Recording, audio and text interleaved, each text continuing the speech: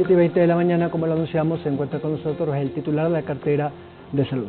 Doctor Juan Carlos Ceballos, gracias por acompañarnos, bienvenido. Encantado, ver, un gusto estar con ustedes. Bueno, me gustaría primero empezar por un tema que fue polémico y que en las últimas semanas se generó algunos comentarios por algunos sectores de la sociedad que querían la aprobación del Código de la Salud tal cual como se había, bueno, más allá de algunas correcciones, pero no se esperaba de un veto total. Usted fue muy claro en manifestar algunos puntos que me gustaría que los pueda extender específicamente por qué se tuvo que vetar totalmente y no parcialmente. Es un recurso que tiene el señor presidente, es la primera cosa que la ciudadanía tiene que recordar. Es una prioridad, una potestad que tiene el señor presidente. Si nosotros enviábamos el veto parcial, la Asamblea podía no hacer caso a nuestros planteamientos y emitirla, ponerla a consideración de manera total. Es decir, como ellos la mandaron al Ejecutivo. Entonces era un riesgo muy grande, sobre todo porque hay errores de sintaxis. No está definida la Autoridad Sanitaria Nacional, lo cual es un problema gravísimo. Usted se refería a ciertas posiciones que no son conciliables entre puntos de vista, respetables ambos, en términos, por ejemplo, de abortos, en términos del uso del útero prestado. Vientre sustituto, que le llamaban. Vientre sustituto. Y eso no se va a poder conciliar. Pero mucho más allá de eso, yo como médico no puedo aportar, no puedo aprobar a una ley, a un Código Orgánico de la Salud que tiene 172 sanciones para mí y para mis colegas. Ahora hay 10. ¿Por qué se subieron a 172? O sea, era más punitivo para los médicos. Mucho más punitivo para los médicos. Entonces, esas son las razones. Pero veamos lo positivo. Lo positivo es que ya he hecho yo un acercamiento con varias de las sociedades civiles, expertos profesionales y además con la Federación Médica Ecuatoriana, como para tratar de, en el año que nos queda, alivianar estos puntos de vista paradójicos, alivianar lo que es este ente punitivo, que es el Código Orgánico de la Salud, y tratar de mejorar eso. Lo que nosotros queremos es una salud y un bienestar para todos los ecuatorianos. Reflejemos eso en el código. O sea que van a presentar un anteproyecto para esto puntualmente. Puntualmente se va a hacer así. Además, es demasiado extenso, son 405 artículos. Legal, entonces es preferible normatizar por partes y eso es lo que estamos haciendo. También he hecho un acercamiento a varias otras sociedades, por ejemplo, a las personas que están en defensa de la mujer y el derecho sobre su cuerpo, de manera de conciliar algunas acciones y presentar a la próxima asamblea algo que sea útil, algo que nos sirva, algo que sea y que englobe sobre todo el bienestar y la salud de los ecuatorianos. Pero en todo caso, esto no va a demorar mucho en la toma digamos, de las propuestas de la sociedad en su conjunto. No va. Hemos iniciado ya porque es lo correcto que había que hacer. Doctor, ya en el plano de la pandemia, vemos una estabilidad en las cifras, lo escuchaba que hay casi un 60% de camas a disponibilidad de las casi 500 que hay en el Ecuador, es igual que las unidades UCI, y esto, bueno, no es que nos debe poner contentos, pero en todo caso un poco más tranquilos, no relajarnos. Así es, yo creo que hay que buscar este balance. He dicho desde el primer momento, esto no es una emergencia que es puramente una pandemia que es puramente sanitaria. Tenemos que ver la parte económica, la parte financiera y sobre todo la parte social. Mira, a todos nos ha golpeado. Somos seres humanos de contacto, de saludarnos con las manos, de abrazarnos. Y sin embargo, hoy tenemos que mantener esta distancia. Entonces, si bien es cierto, las cifras se mantienen contenidas, porque hemos hecho una cosa que muchos países no la hicieron y que ha sido favorable para el país en general, y es contener a nivel de la atención primaria de salud. Es ahí en el barrio, en el dispensario, en el centro de salud, donde nosotros estamos conteniendo, identificando los casos prematuramente, aislando los casos, haciendo el cerco epidemiológico y luego también, si es que hay necesidad de derivar, derivándolo. En Pichincha, que era una preocupación, hoy tenemos en estos días entre un 85 y un 91% de ocupación de camas, pero de UCI. Pero hay que recordar que esas UCI están ocupadas, sí, pero no solamente ya para COVID, sino para otras patologías. Patologías que estaban rezagadas de ser utilizadas. 10 camas concretamente en el Hospital Eugenio Espejo han sido destinadas para eso. Es una buena noticia, pero no relajemos las medidas, no bajemos los brazos. La pandemia no ha terminado. Ahora, el tema de manejar esta situación con lo que podría pasar después de un periodo que son ya casi 20 días de la finalización del estado de excepción, donde ya hay más movilidad de personas? Hay muchos científicos y médicos que han dicho que podría venir lo que llaman segunda ola de contagios e incrementarse los casos de forma exponencial. ¿Qué tan científicamente se puede decir que es esto? No estoy de acuerdo, no estoy de acuerdo. Van a haber muchos más brotes, nuevos brotes van a existir, pero la importancia es que esos brotes puedan ser contenidos por un sistema sanitario que ya está en funcionamiento. Tenemos una adecuada capacitación de talento humano, más de 2.200 nuevos personal de salud se han incorporado. Tenemos que también una infraestructura adecuada, tenemos todos los ventiladores que son necesarios, hemos adecuado áreas, es decir, la capacidad sanitaria está ahí, está presente y está funcional. Sin embargo, eso no quiere decir que no hayan nuevas olas, pero que esas olas, la magnitud de las olas sean bajas, está bien. A esos colegas de epidemiólogos, especialmente los que se van en contra de esta posición y que vaticinan apocalipsis, les ha fallado el cálculo. Son 3 o 4 apocalipsis y tenemos una ciudad, Quito particularmente, Guayaquil igual, Cuenca también, que son las 3 ciudades donde es más difícil controlar las pandemias, por la interconectividad de los barrios, por la cantidad de gente que vive ahí. Sin embargo, son ciudades que están funcionales. No podemos desconocer que el 60% o más de la población ecuatoriana es informal, necesita salir a vivir, pero hagámoslo de una manera organizada, de una manera estructurada. Ese es todo el mensaje que hay que hacer. Tiene que ver también con la mayor cantidad de pruebas PCR que se están haciendo. Creo que en Quito, por ejemplo, lo que escuché son casi 5.000 entre las que hace el municipio y las que hace el ministerio.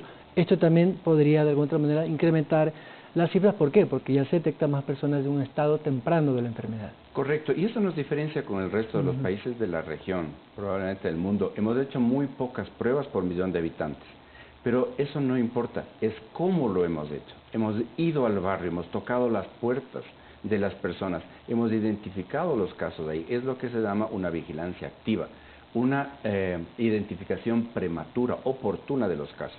Menos pruebas, pero pruebas que son más eficientes. Y eso en el transcurso de toda la pandemia, Byron, desde el principio hemos estado entre un 20 y un 30% de positividad. Eso no ha variado. ¿Qué quiere decir? Que de 100 pruebas, obviamente 20 a 30 salen positivas y eso no ha variado. Ahora, las cifras suben porque estamos buscando los más casos, ¿no? Doctor, usted ha dicho que hay que reservarlo, por usar un término castizo, el dinero para las vacunas, cuando ya estas estén en el mercado, con los diferentes laboratorios con los cuales ustedes están conversando. Eso significa que habrá una inversión importante del Estado ecuatoriano para prepagar, si se quiere, parte de esta dotación de vacunas. ¿Y cuántas serían? Bueno, son dos preguntas un poquito complejas, pero sí, tenemos toda la intención, hemos dicho todos nuestros esfuerzos como para continuar, para estar en la lista de todas las vacunas que están disponibles.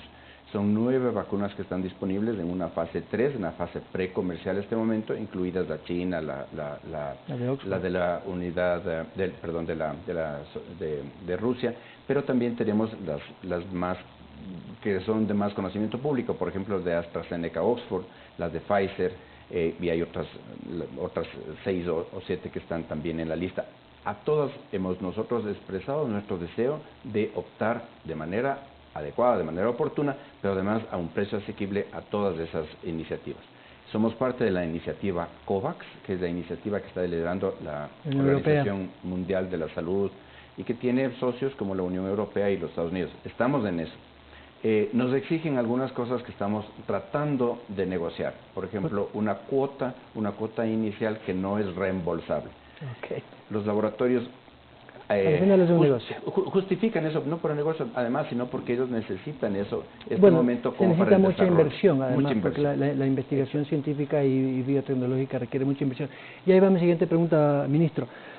¿Cuál es el análisis científico técnico, no político ni geoestratégico, para decir, este laboratorio con esta investigación de tal universidad tiene más sustento técnico, científico que el de acá, para poder decir, me apunto a esta? Porque me imagino que ese será el parámetro de calificación. Así es.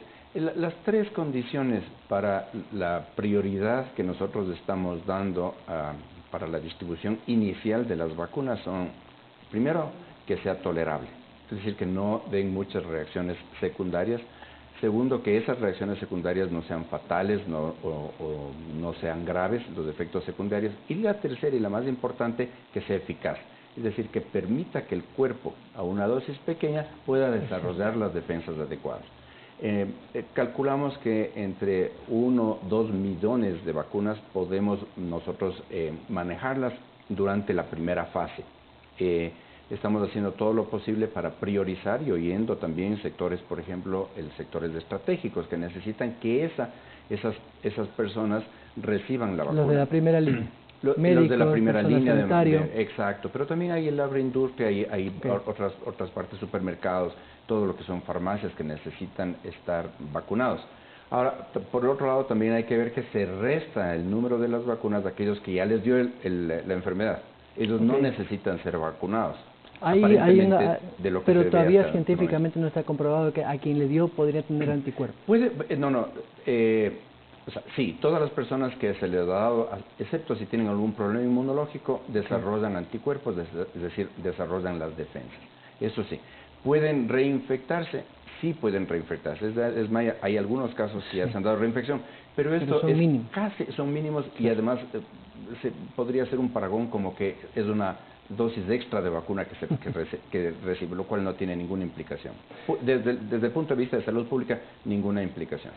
Ministro, ¿por qué algunos países sí están siendo tomados en cuenta para que sus pobladores o población en general pueda ser parte de este experimento, digamos así, en la primera prueba y en la fase clínica de probar la vacuna? Vi que lo están haciendo en Venezuela, por ejemplo, con la vacuna rusa, solo por poner un ejemplo, y así en otros países. Ecuador, eso depende de una iniciativa de cada gobierno o porque solicitan las farmacéuticas o las universidades. A todos les hemos ofrecido probar porque tenemos particularidades en la población ecuatoriana que son muy interesantes para este tipo de estudios experimentales. ¿Etnográficamente? Varios puntos de vista. Tenemos un aeropuerto abierto. La segunda cuestión, tenemos una variedad de etnias o de razas. En el Ecuador se utiliza más la parte étnica, pero hay una combinación de eso y podríamos discutir en otro momento este asunto. Pero también hay una diversidad etaria. Quiere decir que hay varios grupos etarios que podrían beneficiarse. Tenemos muchos niños, tenemos muchos jóvenes. La mayor parte, el 60% de las personas que se han afectado con coronavirus está entre 20 y 59 años. Muy diferente de lo que pasa en Europa, muy diferente. Entonces, tenemos un país relativamente pequeño, de fácil acceso a la mayoría de la población urbana, por ejemplo. Entonces, todas estas cuestiones nosotros pensábamos que eran atractivas, pero no nos han hecho caso. Entonces, no se está todavía probando. Esperemos que en la fase 4, que es la fase post-vacuna, nosotros podemos participar más activamente. Pero hemos brindado esta posibilidad a varias de las compañías farmacéuticas. Lo que sí es cierto, ministro, es que antes de enero del próximo año no va a haber vacuna, por más que haya toda esta difusión de diferentes países donde se habla que ya están a punto de sacar la vacuna. Científicamente no va a ser posible. No creo que esté. Hay varios elementos que todavía tienen que probarse en términos de los efectos indeseables. La eficacia de la misma no es de un momento al otro, hay que ver cuánto tiempo termina. Yo creo que antes de marzo, para ser sincero, no se pueden dar. No va a estar disponible la vacuna para ser distribuida inicialmente en el Ecuador. Y hay que pensar que esto no es una cuestión que también se vacune y se acabó. Son por lo menos 2 años de seguimiento para ver cómo la vacuna, cómo los anticuerpos siguen reaccionando, cómo el organismo sigue reaccionando a esa vacuna a través de la medición de cero prevalencia en por lo menos 2 años.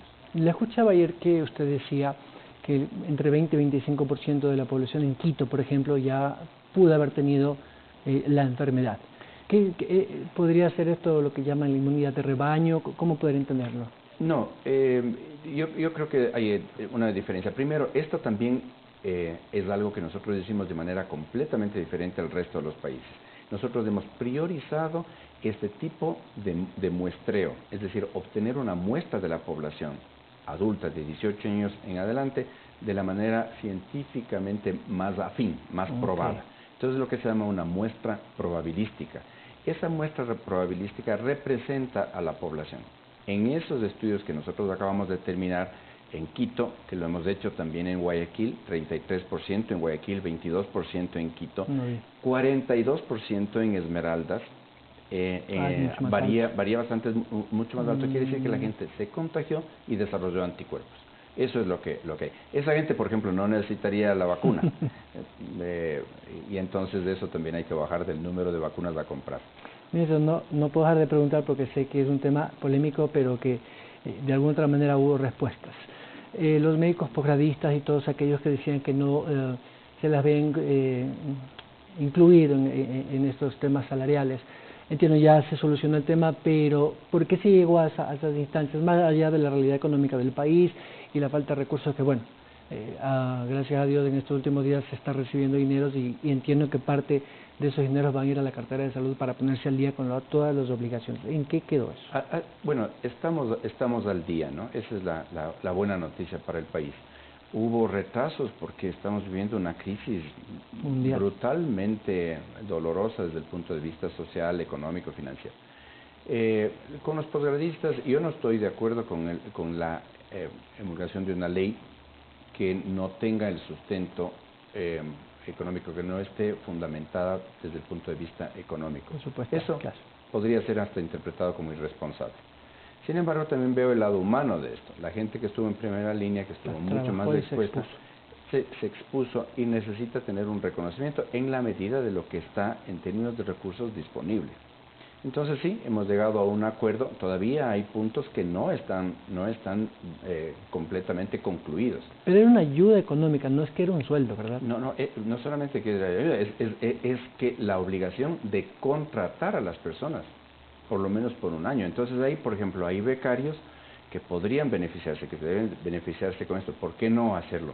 Pero ¿a costa de qué? ¿A costa de que se acaben los posgrados para el próximo año? ¿Qué van a hacer las universidades si es que todo ese conjunto, por ejemplo, de los que son autofinanciados, copan todas las plazas? Le restan a las universidades la posibilidad de realizar, de implementar algo que ya estaba programado y que es lógico. Por entonces la ley se opone un poco a la Ley Orgánica de Educación Superior, a la LOES.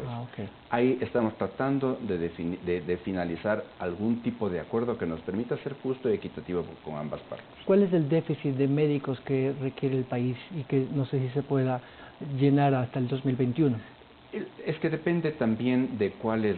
Hay cifras que les ha dado la Organización Panamericana de la Salud, etcétera, pero más interesante que eso me parece a mí tener qué tipo de especialidades. Y en dónde se necesitan. Miren, nosotros tenemos hospitales grandes, el de especialidades de Puerto Viejo, Guasmo Sur, Monte Sinaí, que el número de camas están ahí. O sea, yo tengo una cama con un velador, tengo una cama con una cama, tengo toda la disponibilidad, pero solamente el 120 de las 500 camas están ocupadas. Ahí es donde tenemos que invertir en talento humano, para evitar las derivaciones. Médicos especialistas, enfermeras, fisioterapistas, fisiatras, la gente que empuja la camilla, el personal que limpia. Eso es lo que nosotros tenemos que favorecer, y obviamente prioritariamente el personal de salud. Y en eso estamos. Nuestra determinación es ampliar eso, pero hagámoslo de una manera organizada, de una manera que paulatinamente vaya copando esas necesidades. Entonces, sí, los números, faltan médicos, faltan especialistas, por supuesto, pero tenemos que trabajar conjuntamente con las universidades y las sociedades científicas del país para lograr que eso se dé de una manera oportuna, pagada, de una manera estructurada. Para el 2021 el presupuesto de salud, me imagino, tiene que subir. ¿Ha hablado con el ministro de Finanzas? ¿Qué posibilidades hay? ¿Qué porcentaje podría incrementarse para eso, para cubrir la demanda de profesionales? Una prioridad enorme ha sido eso, la contratación de personal, y va a continuar eso en el próximo año. Hay dos presupuestos que hay que ver. Un presupuesto para la emergencia, que son cerca de 219 millones de dólares, de las cuales... Para finalizar el 2020. Para lo que dure la pandemia, porque la pandemia no ha terminado, entonces eso está destinado ahí. Y hay el presupuesto que fue programado el 219 y que tiene que ejecutarse durante el 2021. En 2020, perdón. Entonces, en este caso, y para el próximo año, es alrededor de un 60% del presupuesto que se ha ejecutado. de los cuales, fíjese, Byron, son 700 millones que se han destinado exclusivamente para contratación de personal. Bastante. Es bastante, sí. Ministro, muchas gracias. Le hemos Encantado. quitado bastante tiempo, pero creo que ha sido bastante ilustrativo para que la gente pueda tener la verdad de la autoridad y sobre todo la versión oficial. Si me permite un último mensaje a la población, voy a tomar un minuto suyo en este momento.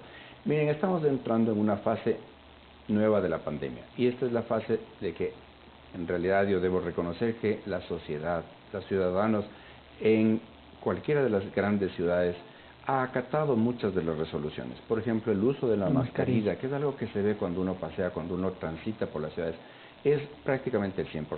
Y yo felicito a la ciudadanía. Pero ahora el nuevo reto es de evitar las aglomeraciones, especialmente en sitios cerrados. Eso es, entre los parientes, entre los amigos, que no haya más de 5 o 10 personas.